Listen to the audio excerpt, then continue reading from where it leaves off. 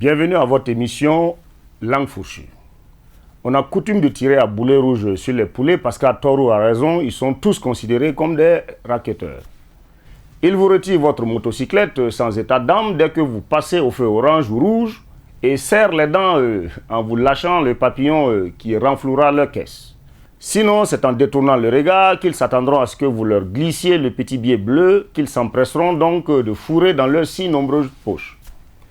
Mais vous devriez comprendre ces braves agents qui veillent nuit et jour sur votre quiétude. Faites un tour dans leur bureau et vous comprendrez pourquoi ils aiment autant travailler en extérieur.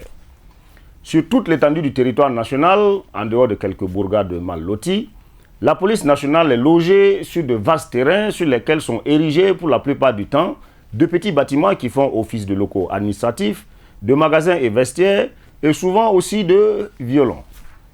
De la section accident au bureau d'investigation et légalisation, vous trouverez ces braves agents entassés et serrés comme des sardines dans leur boîte, pour ne pas dire comme des poulets dans leur cage. Entourés de piles de dossiers et registres poussiéreux datant de Mathusalem, quand les vieilles chaises métalliques rouées ne leur trouvent pas le fond de leurs pantalons de leur dernière dotation, c'est la chaleur ambiante mêlée aux odeurs de certains usagers et du violon proche qui finit par avoir leur peau. Des efforts ont certes été faits pour les mettre à l'aise, mais il y a encore du chemin. Et si Ousseini la menace cédait 10 mètres carrés de son bureau, ses enfants n'en seraient que plus à l'aise. Cette question de bureau exigu n'est pas inhérente uniquement au commissariat de police. Les gens merdeurs ne sont pas mieux logés.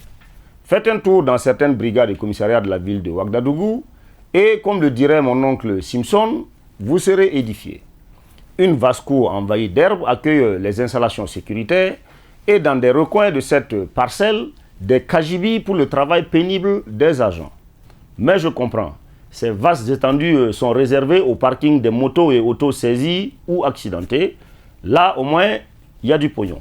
Sans locaux dignes de ce nom, on ose imaginer la diligence et l'efficacité dans le traitement de certains dossiers.